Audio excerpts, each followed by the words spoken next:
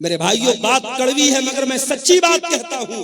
आज हम अहले हदीसों को भी अपने अकीदे पर मेहनत करने की जरूरत है। आज हमारे जलसों में तौहीद पर तकरीरें बंद हो गई, अखलाक की बातें हो रही हैं, नमाज की बातें हो रही हैं, शराब से रोका जा रहा है, ज़िना से रोका जा रहा है।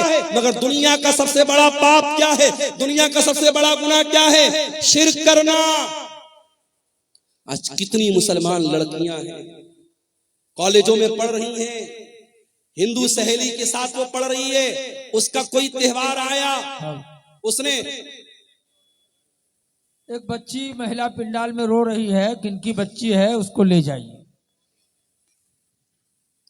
किसी गैर मुस्लिम का त्योहार आया, मुसलमान लड़की स्कूल और कॉलेज में पढ़ रही है, उसके त्योहार में बाकायदा शामिल होती है और उसके मजहबी इबादत में शामिल है। मैं ये मसला बता दूं आपके गांव का कोई गैर मुस्लिम पड़ोसी है, कोई गैर मुस्लिम भाई है, उसके साथ मेल जोल रखना, उसके साथ प्यार मोहब्बत करना, उसके साथ अच्छा सलूक करना, उसके सुख दुख में काम आना, मैं बिल्कुल मना नहीं कर रहा हूं, इस्लाम तो इसका हुक्म देता है। मगर हाँ, जब मसला ईमान का आ जाए, जब मसला अकीदा का आ जाए, वहां कोई कॉम्प्रोमाइज नहीं करता। किसी गैर मुस्लिम के मजहबी इबादत में आपको शामिल नहीं होना है। इबादत अगर होगी तो अल्लाह की होगी, ये उसूल है, ये उसूल है कुरान। कुल या अय्युहल काफिरून ला आबुदु मा ताबुदून, ऐ नबी आप कह दीजिए कि ऐ काफिरों, जिसकी इबादत मैं करता हूं उसकी तुम नहीं करते, जिसकी तुम करते हो मैं नहीं। तो रहमान के खास बंदे शिर्क नहीं करते। सबसे बड़ा पाप क्या है?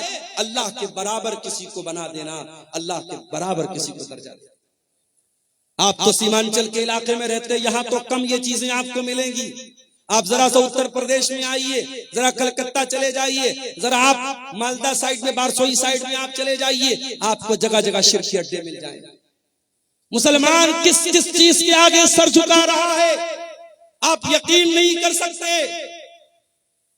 एक मुसलमान रास्ते में जा रहा था, उसके एक पैर का जूता टूट गया।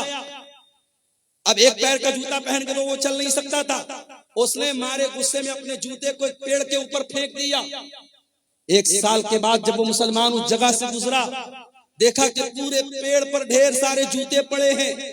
उसने किसी से पूछा, भाई इस पेड़ पर इतने सारे जूते कहां से आए? कहा कि नहीं मालूम, बस कोई आदमी यहां से गुजरा था, देखा कि इस पेड़ पर एक जूता पड़ा है, तो लोगों ने आपस में ये धारणा बना ली, अकीदा बना लिया कि इस पेड़ के ऊपर जूता लटकाने से बिगड़ी बन जाएगी, मुसीबत दूर हो जाएगी, मन्नत पूरी हो जाएगी। अब जूते पर जूता, जूते पर जूता लटकाया। ये मुसलमान का अकीदा है।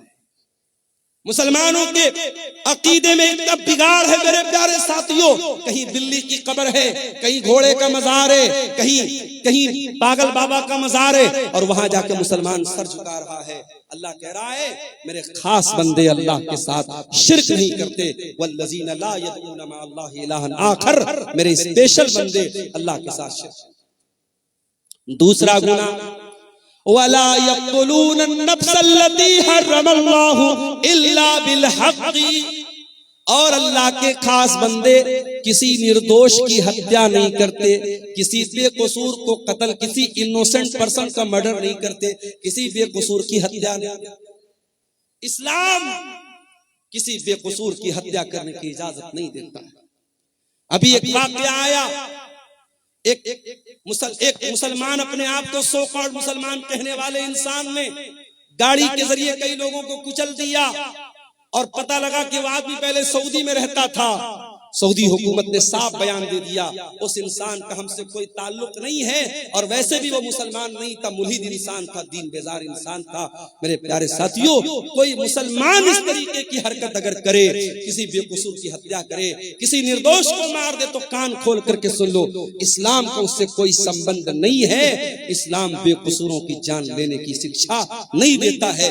इस्लाम के नजदीक बहुत बड़ा क्राइम है, बहुत बड़ा गुनाह है किसी की जान लेना। हाँ, इस्लाम में 3 ऐसे मकामात हैं जहां किसी की जान ली जा सकती है, ये भी याद रखो। इस्लाम में 3 लोगों को कत्ल किया जा सकता है।